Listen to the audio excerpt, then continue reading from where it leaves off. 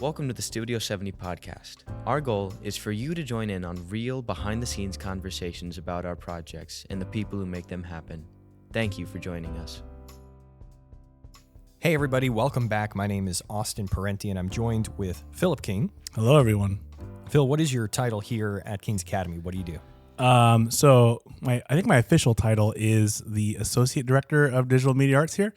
But you could also say I am the resident cinematographer here at Studio 70, as well as kind of just like, I like to think of myself as just a Swiss Army knife. Like whatever you need me to do, just point me in that direction and I'll figure out how I can do it. And that is exactly accurate, I think. So we will talk this week about virtual production and what that's done for our studio, how we implemented it, and the struggles that we still have because it is bleeding edge tech. Correct. But first, since it's your first time on the podcast, we'd love to hear just a little bit more about you. Maybe tell us, when did you get the film fix? Like, when did you know that this was going to be your career? It's funny because we're actually united in this source. So I studied film in high school at Calvary Christian Academy down in Fort Lauderdale.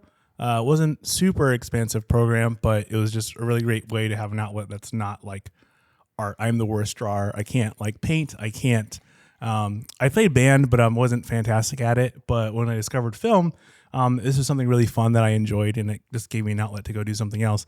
And my teacher, Rick Negron at the time, really just inspired me and encouraged us all to kind of like continue to pursue professional gigs even while we were in high school. And what's great is that I believe he was your professor as well at PBA. So he was teaching during the day at Calvary Christian after your time, I'm sure, but then he would come over to Palm Beach Atlantic University and adjunct for screenwriting and some intro level classes. So I actually had, a really great experience with him as well.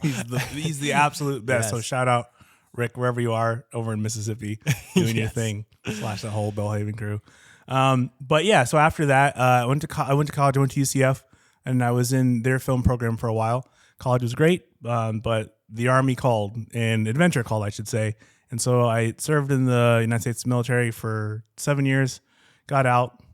I really enjoyed computers, and I thought I was going to be like a computer engineer person. So I was studying that up in Washington State, and then I took a film class, and it was all over. It called me back. I was like, I have to do this, man. This is what I think God has set me to do. So I transferred to PBA right after you left, and then I quickly met Tim DeMoss, as you guys probably know. And so finished out there, and during our senior showcase, right after the film, Tim came up to me and he was like, "Hey Phil, what are you doing?" And at the time I thought, "Hey, I'm going to move to Atlanta. I know there's some connections up there. Maybe I can try to get on the set and start working up in Atlanta."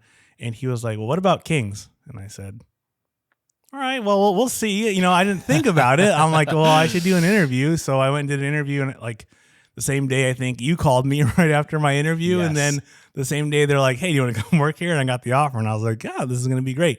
And I knew I wanted to do film. I didn't know how Kings would turn out. And I think it was the first day on set at Fountain of Youth that I showed up because you guys had been in production, and I was like, this is it. This is what I want to do. So I was super happy to do that after that. I remember that because that year we were still somewhat recovering from COVID, and as we weren't sick, but the school itself, we were still videoing all sorts of projects that used to be live events, but now we couldn't have audiences. So me and Tim were just run so dry, producing, and on top of our usual class load. So I remember when it came time for your interview, we knew we needed help, but we didn't really know what sort of help. So I think one of my only questions that I actually really was zoned in on your answer for was, how do you feel about like filming Chapel and a few other of these crazy events? And you sounded so eager, and I was like, okay, he's our guy. But then you turned out to be way more than that. So tell us, you've fallen into cinematography, but you've really done everything at some point. You directed and executive produced on Echo 10-4, but cinematography as of late has been your, kind of niche. I mean, was that always the intention?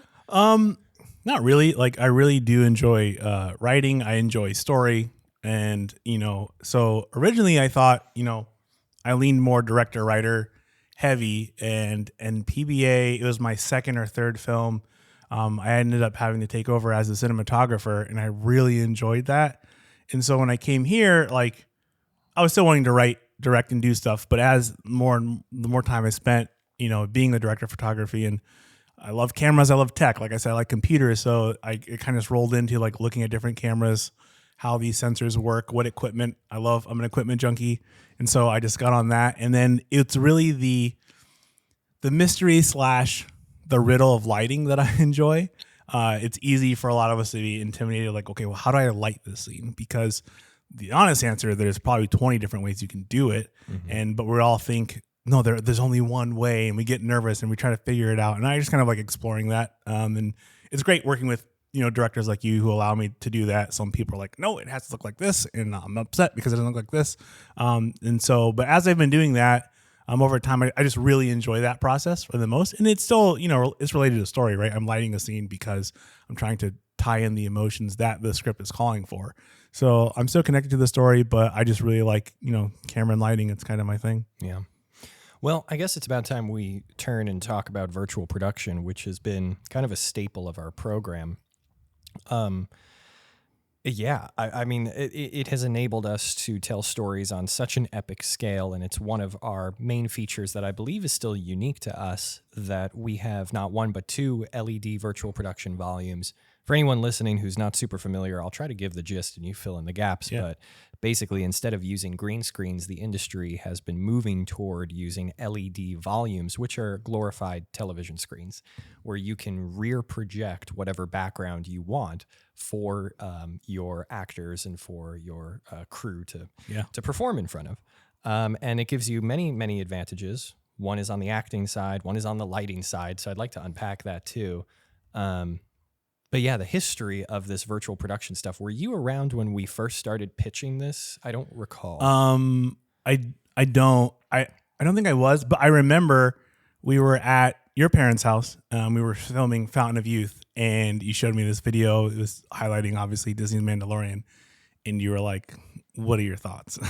So obviously super intimidating, but I was so pumped. I think it's a great direction for the industry. I mean, green screen is still usable and viable a lot, but man, I mean, especially for just being able to break in and do some really cool stuff without having like to fly the whole crew out to, whatever island next to Ireland so you can get this cool, environment. It's like, hey, we can do it here in the studio. Yeah. And we can just save time. Like no one's keying out green and it didn't look right. So, like we're just shooting it. I know it makes us a little different as well, is that we are shooting Final Pixel here in studio. And we'll talk more about that later for you guys who don't know what that means. But it's been super great. And I just remember being super intimidated at first, but yeah.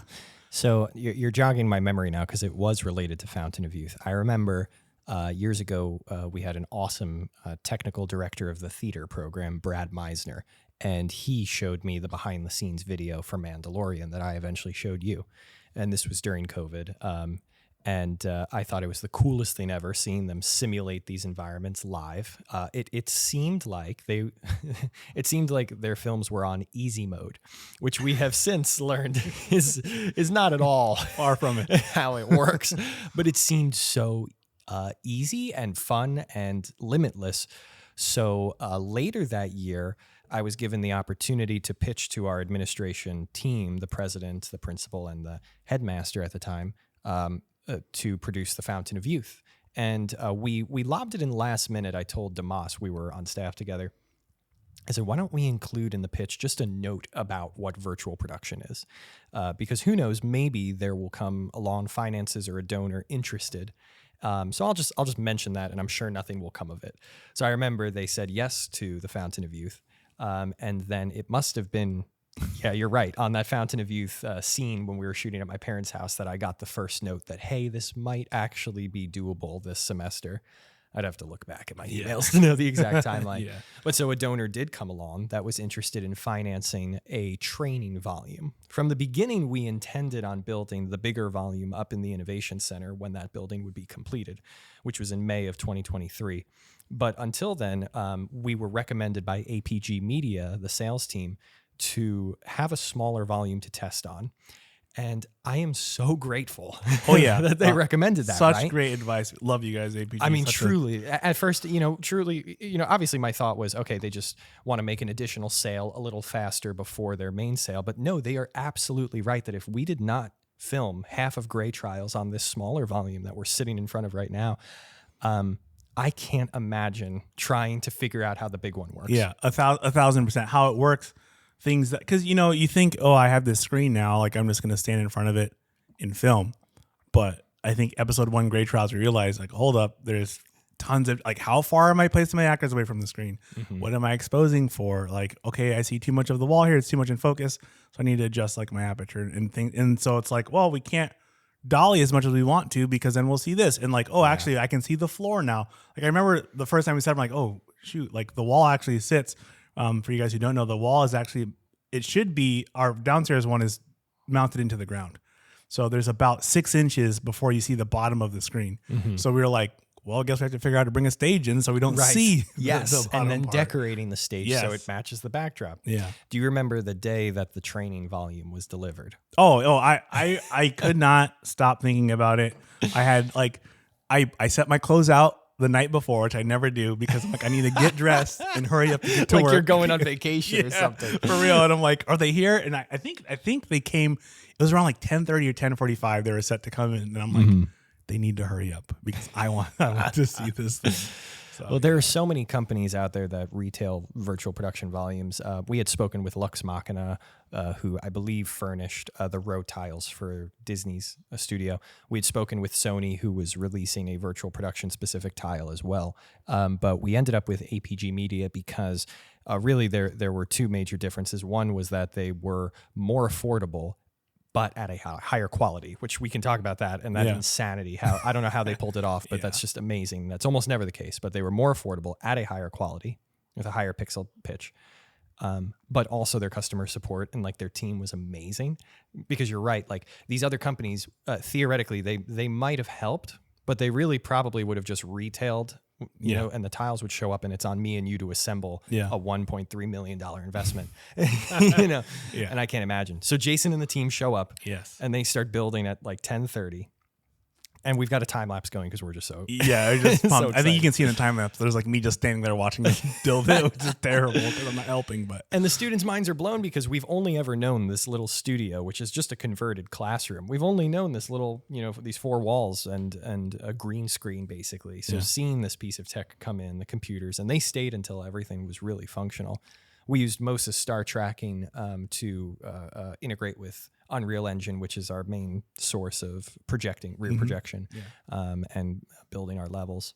So then, years later, 2023, the Innovation Center is complete, and about a month later, I think, Jason and his team are back delivering the new volume, which is 60 feet or so long by maybe 12 feet high. Yeah, something like that. Possibly a little higher. Mm-hmm. But an incredible, magnificent thing. So we've worked with this now for a really long time. So tell me, as a cinematographer, how it differs just any given day on a virtual production set versus being in a real life environment. Man, there's a ton. I would say probably the greatest thing, because the worst is when you get on set, right? You get to location and it's like, what is the light doing today? Because when I came here on a location scout, it was cloudy and everything was perfect. And I know that the sun's supposed to come through these trees, but I didn't know where we set blocking, there's like all these funky shadows that are happening now, and it's a terrible spot. But with the LED wall, you want it to be golden hour. Let's just put in click, and boom, it's golden hour for, the next 8 hours if I want it to be. I can just set up lights to, bring that background environment to life, and we're there. And so that's a huge relief off of my shoulders. Like, man, I don't have to chase the sun anymore. And I'm inside, and so there's AC, which is nice, while we're setting up everything. But yeah, that was a big one. Just being able to control the exposure of the background a lot more, because that's the thing as well, which is kind of a double-edged sword, because you got to kind of figure out more things. But being able to place our actors in front, and it's like, oh, our background's a little bit too hot. Well, we can just dim the wall down, and all of a sudden we're dropping exposure back there, right? Whereas on real locations, you can't dim the sun. Yeah. But if it's coming through a window, I guess you would ND the window. Yeah, you would ND the window, That but then takes time. It takes time. Did we bring ND because we were dumb? We left it on the grip truck, and so it's all that extra stuff, and then but also like just allowing to even now. This is an interesting thing as well as in Unreal that you can manually adjust the depth of field as well. So I can set of the wall itself. So we forget to do that a lot. Oh, we definitely do. Like it's there's so much that it offers that you kind of just forget because you're kind of just practically doing things. But yeah, it's like, oh, that looks a little too much in focus. Well, we can adjust the depth of field, and we can take physical measurements and apply what it should look like. But it's just another great tool that you can use if it's like, well, this environment looks great, but I don't really like that over there, so let's just blur it out a little bit more, and there it is. I don't have to change my aperture or anything on the camera. Something that relates to lighting, help me understand this, because it's been a frustration of mine until I kind of realized what was happening. If we were shooting in a dark alley in real life, certain shadowed areas would, if I turned on false colors, would clip purple, or not clip. It's roughly the same. Underexposed. Yeah. Mm-hmm. That data would be lost. And that's okay because that's actually what the environment is supposed to be doing. I'm in a dark alley.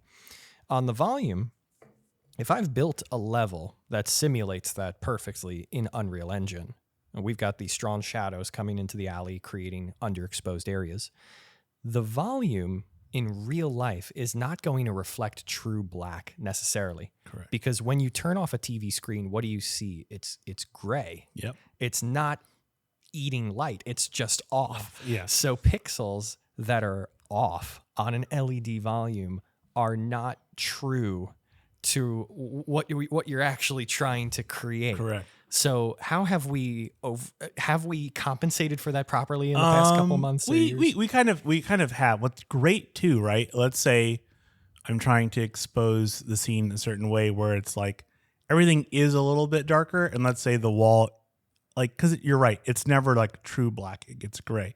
But let's say I want to see a little bit more detail there. What's great is that this is in a virtual environment. We can add a light source underneath something like a stairwell, and now I'm getting a little bit more detail in those shadows, right? Mm-hmm. It has been a balance, right? Because you expose one way and then I get it in post, and because a lot of the times I'm also coloring the film, it's like, oh wow, like I need to crunch these things, and now there's too much black, or right. So what am I doing? So it's been a little hurdle because it's like, yeah, how do I expose? Because the wall is technically, remember, it's just a source, so that source has one set exposure. The virtual world is in computer, so if my subject is sitting at like a 2.8 and my wall is at like a 4, like the wall is always going to be brighter than my subject no matter what. So it's taking note of that. Obviously you could like mask and then change it, but like you have to take note, right? If black on the wall is there when my wall's at a 5.6, like there's no way I'm going to get black on the shadow of the actor's face, right? Because the wall's like it's a game. It's fine. We're talking very technically, so maybe sorry. Sorry. I mean, some people probably are totally with us every step of the way, but I think the synthesis is it's just complicated. Yeah, you're working with a brand new piece of tech that's also a light source in and of itself. Correct. Yes. And now the thing is, guys, there's even more new tech coming out. They're like, well, because the wall, like you said, is a TV screen, right? It's meant to project these images, and it's not actually meant to light, even though it can. So now you got companies like KinoFlow, and they're making lights that it's just like an LED volume, but they're actually made to, cast light on your subjects. You're getting better CRI, better quality of color that's coming and hitting your light subjects, not making them look lobster pink. So. Right. Tell us about wrap, because that was one of the first things that was marketed to us about the advantages of an LED wall, that we can use it as a light source, and that it can help us feel like our actors are actually in the right environment because their natural fill light is now color accurate, basically. I know there have been differences too between this space, the smaller studio, and the larger one. But is that as big of a selling point for you? It's a huge selling point, especially if you guys are ever having anything reflective on your talent that's standing there. But the wrap is just insane. I remember being so thankful in Gray Trials. There are certain spaces. I'm thinking of the cantina scene in episode 7, where because the environment expands on the wall, I'm getting the natural, like, I think there was a little like electricity thing that was just flickering. Yes. And it was coming off of the wall itself. So I don't even actually, like, I think I did put a light to enhance it, but we could actually see that coming off of the wall. And it was true to the environment rather than like, okay, I need to put a light there. I need to simulate this. I'm not sure how it's going to look. Yeah. You know what I mean? So like the wrap, it's a huge deal. I'm getting these colors where I'm like, okay, well, how do I match the green that's on the background? Because I mean, yeah, I have all these values on my light, but I don't know what's the exact same one because I don't see it in Unreal. I'm sure there's a technical way to do it, but just naturally having that light there, even in episode 1 of when they're in the hiding rows, like it's one of my favorite shots still from Grey Trials. It's in the first episode when Cade and Jaima are flying away to go to Korriban. And it's like that natural wrap that's there. Like we're getting the light in the ship, or even the lack of light because it's dark there. Those pixels are off. It just looks it speeds up the process a ton rather than me trying to sit there and build all this huge lighting setup. I think I lit it with like 2 lights. That whole scene. And we had like little pucks, RGB pucks, just sitting around on the desk, the table. I completely forgot about that. So our smaller volume is a flat wall. Our bigger volume dog ear curves. So certainly you get more wrap upstairs. 100%. But you were still getting it. Episode 1 shooting into a flat wall like this. It would still give ambience around the actor's head. That's awesome. Yep. Even on the light, like again, especially anything reflective, lightsabers and stuff. Like it just saves you so much time, and it just makes it look more real. Like because on a green screen, like you swap that out, you're not going to get the reflections. Because that's not even there when you shoot it. Like we're in camera getting the reflections that we need. Like I guess you could do it in post, but that's extra work. You're spending more money to get someone to do all that. Last question, I guess, on cinematography for now is: do you feel like you have all the tools at your disposal necessary to have a successful shoot in a virtual production volume, or do you feel like we need to see some developments from Unreal, from the volume companies, lighting companies, that would enhance the experience? I believe what needs to happen pretty much in everything in life is that everybody has great ideas. Everybody wants to take things to the next level. The thing is we need to sit down together and talk about them, right? So, I mean, like we were saying, so many options. When I'm exposing for a scene, as cinematographers, right, you have to, like, anything that you cannot control, you try to expose and control that. But the thing is, we can control everything. So do I set my exposure on the physical wall itself?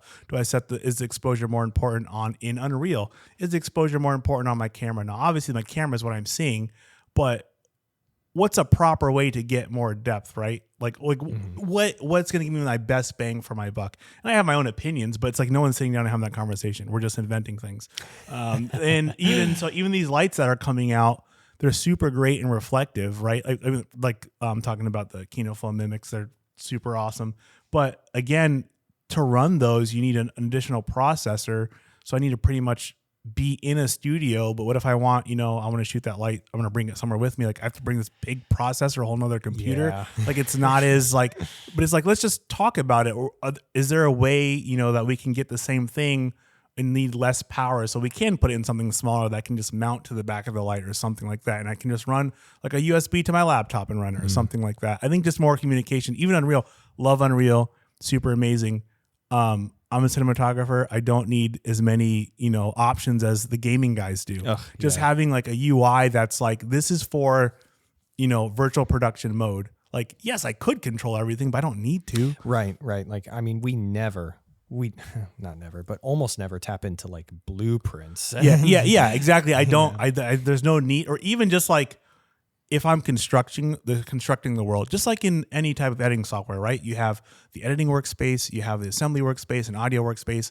I need like a during production workspace where I don't have every option. So I'm not screaming through like, okay, I need to change my frustum size. Where is that option? I have to go through like 5 tabs just to find out how to increase my frustum. Like, it's like, okay. Yes.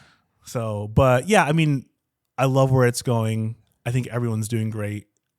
It'd just be nice for us just to talk more, Yeah. And to eventually have some sort of standards, not developed, but discovered. And I think we're in that process of discovery. But it'll be cool to see 10 years from now what people like you and others who have a ton of experience on virtual production volumes, if we're able to come to a consensus that says, here, after all this testing, we have found it is best to expose for your subject based on your preferred key light and intensity, and then dial in the wall rather than vice versa or whatever. Like it would be so nice to have that. We just don't. There's no manual on this. I know. Like if anyone wants to talk, you can always come look us up at TKA. Yes, yeah. Please do. That'd be amazing. But I mean, I know that we're asking me questions, but I mean, a lot of times you're the director that I'm working with. How is it as far as, directing on? I know the two spaces give you many different options, so maybe just talk about, like, I was curious, how is directing in this space on virtual production, because now your actors are like, they're not pretending to be in front of a cantina. They're in a cantina. So was there anything that kind of helped or hindered you? I've never shot extensively on a green screen with paid actors. So I have seen the funny YouTube videos of Ian McKellen, being a little distressed about being in a green screen and not having things to react to. Or I think Liam Neeson has a similar issue on Phantom Menace. I've seen that and I understand it. I've never experienced it myself. But I would imagine, the benefits of our talent being able to walk on set and really get a sense of the aesthetic and the environment is super important. There's a pretty cool interview with Jeffrey Rush on Pirates of the Caribbean, and he thought that having the Black Pearl built for him, he was like a kid in a candy shop walking around because he could, not that it was so cool, it was, but he could actually see influences for his character. He would look at a little piece of art that was in the captain's cabin and say, ooh, what's the story there? How did my character find that? And it inspired his performance. In a similar way, I do think our actors are able to come on campus and see the environment that we've built and start to infer more about their characters and their performance. There's the practical bonus that like most of our actors have not had experience on virtual production. And so when they come, they're just excited, and they're a little more eager, which, sometimes it can be challenging to recruit actors to work for us because we are at the end of the day, a high school. And that doesn't sound all that appealing unless they've seen our work and understand that it's so worth being a part of. Otherwise, it's a very cool incentive for them to come on campus and see. We have the two different spaces, the smaller and the bigger one. The bigger one allows us more flexibility and movement, of course. And so I think the actors do enjoy that. But usually in virtual production, we're still going to be somewhat limited in the range that I can give my actors. On location, I might be able to let them walk around and we kind of just track with them. And if they go a little too far left or right, that's fine. Yeah. But, we're on a sound stage with limited, lighting and the dimensions of the wall. Even the big one are limited. So it's probably still a little more... I don't know, what's the word? like playing with Legos. Like I kind of have to tell them you're really there and you really can't move anywhere else. So that's one limitation. I guess in general, if I had the choice to shoot on a virtual production volume or on a real location, I'd be curious your thoughts for this as well. I think for the most part, I would choose a real location, assuming that it's a quality space that we can have practical access to. But those are two huge assumptions. Correct.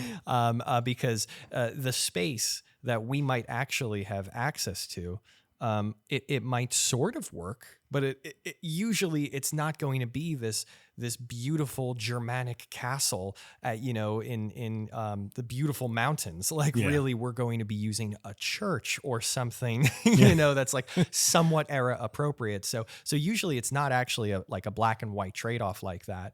And there always are limitations to our access. Oh, you guys can be here between 9 a.m. and 10 p.m. or whatever. So I'm not even sure how I approach that sometimes and what is preferable. I don't know. What are your thoughts? Yeah, no, I think you're totally right. And I feel the same way as if I had, I'm shooting a scene, they need to go to the Taj Mahal. If I could get the Taj Mahal and I could do whatever I wanted to there, 100% I'm picking the Taj Mahal. Not only am I helping myself because it's a very beautiful space, but I'm helping the art team. Mm-hmm. I'm helping, even the director and the actors because we're actually in the space.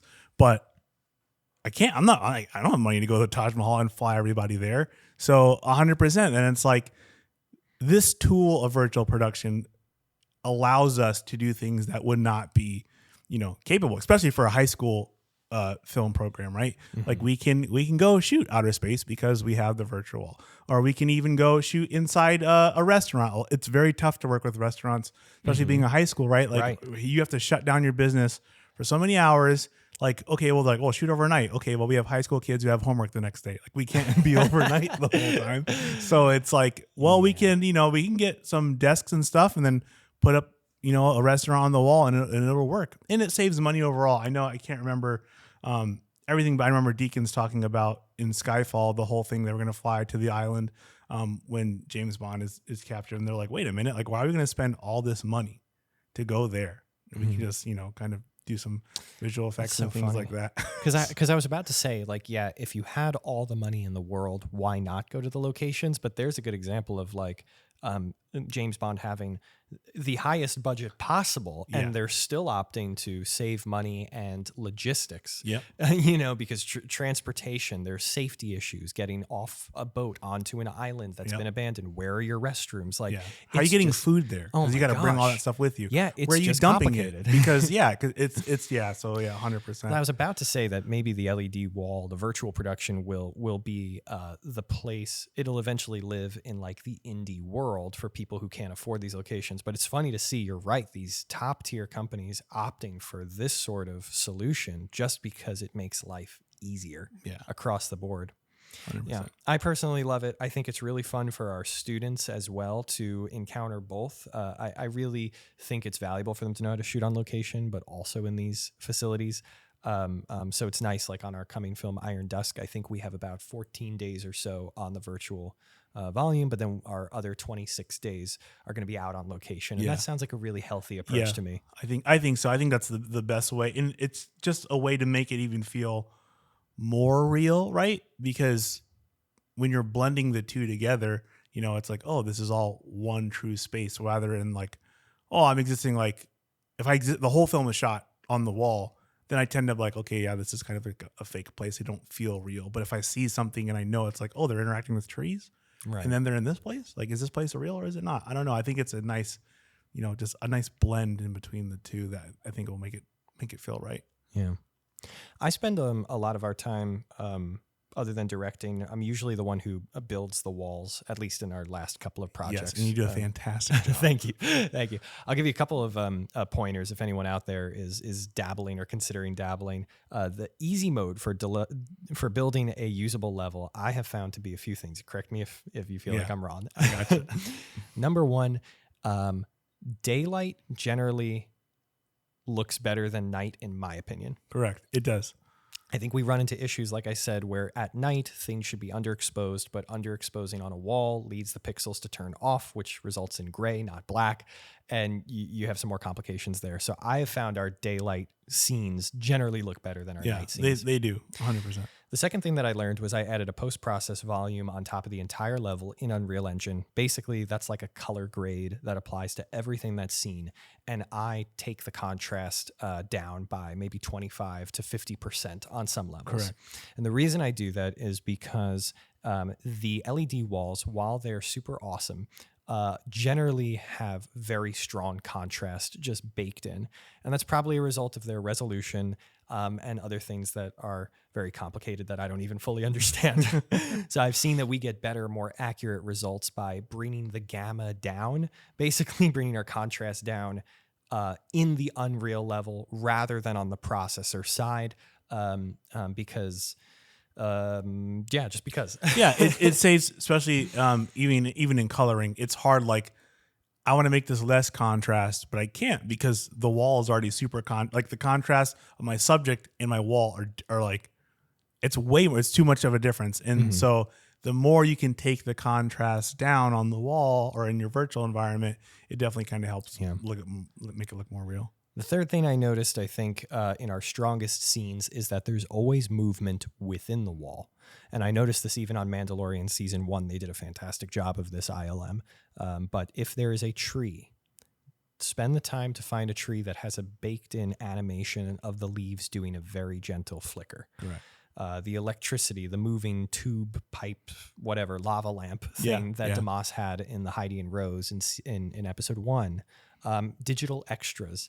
they're surprisingly easy to do. You can go to Adobe's Mixamo website and download just a random dude walking in the background, throw him back there. It's going to really, really make a huge difference, because suddenly your scene is not static. It's the same reason you get giant fans to blow through flags in real life, or extras to walk around. You want to think through motion.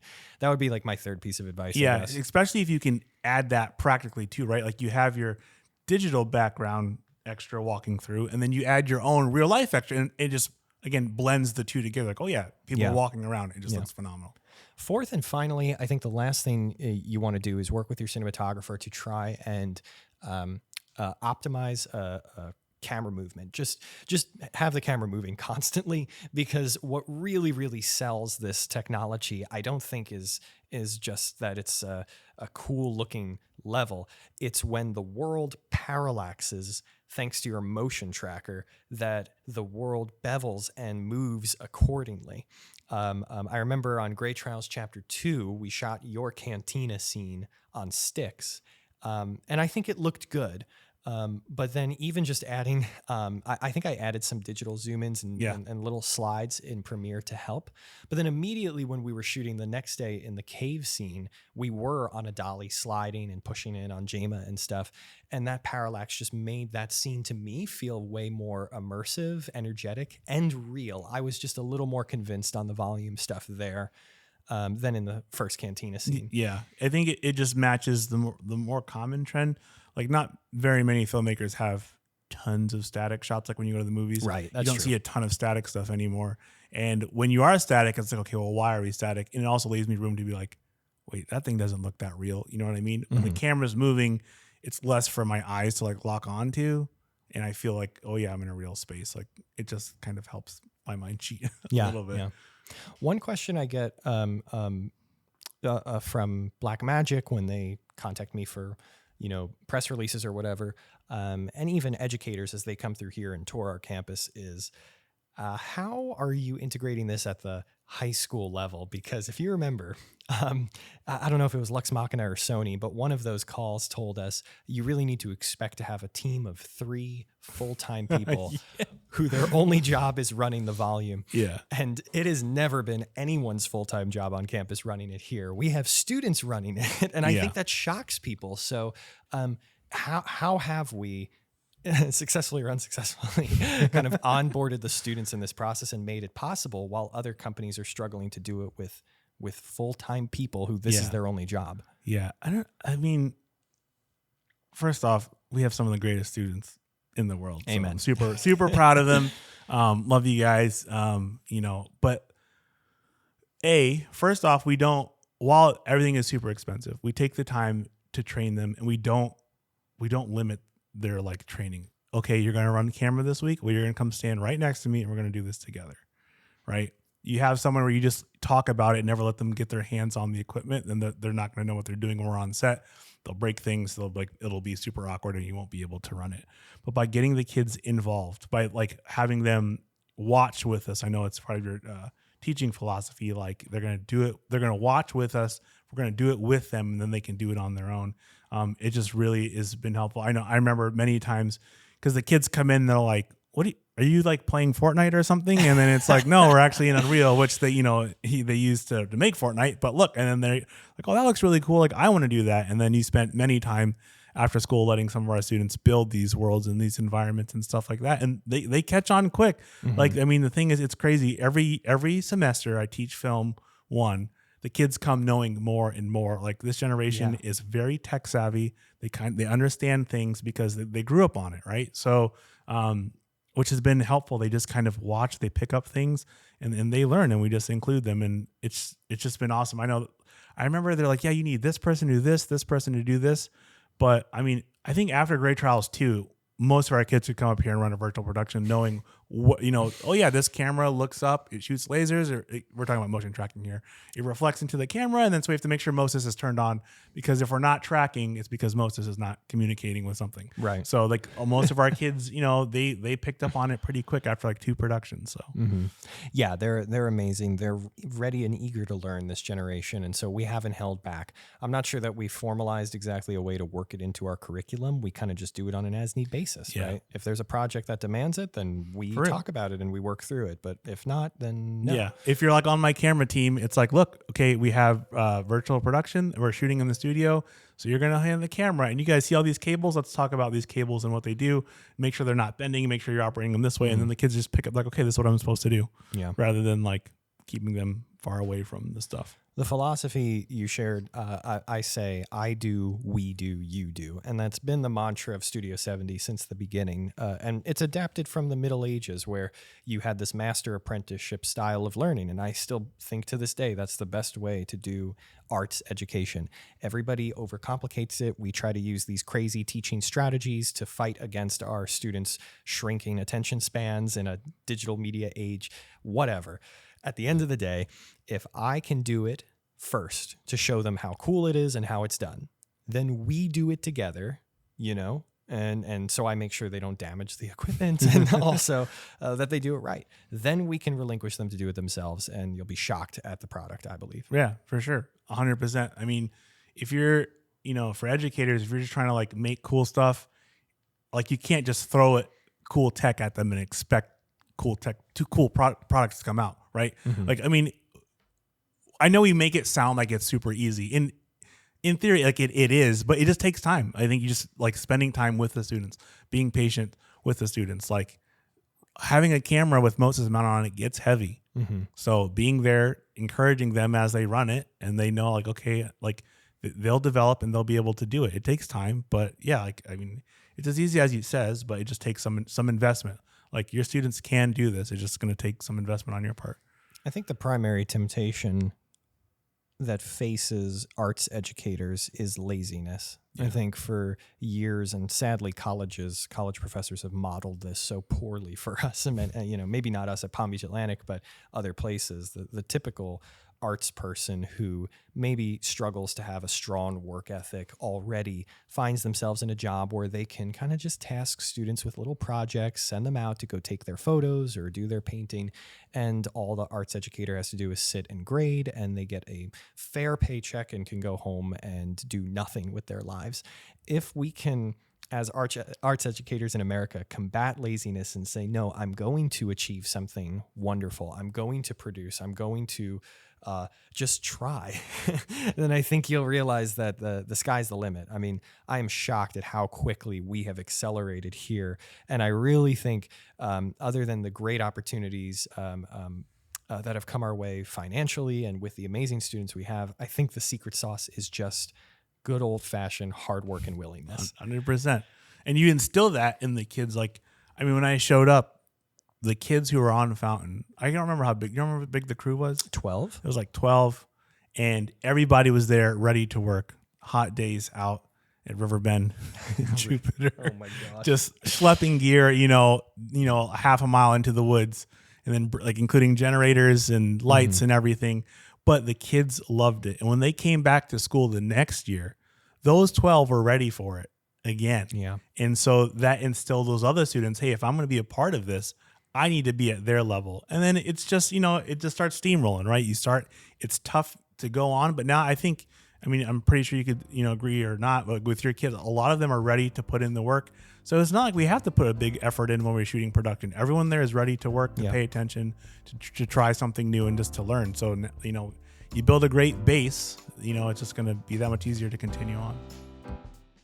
Thanks again for joining us today. If you enjoyed our content, consider subscribing. Studio 70 is a division of the King's Academy, a K-12 private Christian school in West Palm Beach, Florida. For more information, visit studio70.tv or tka.net.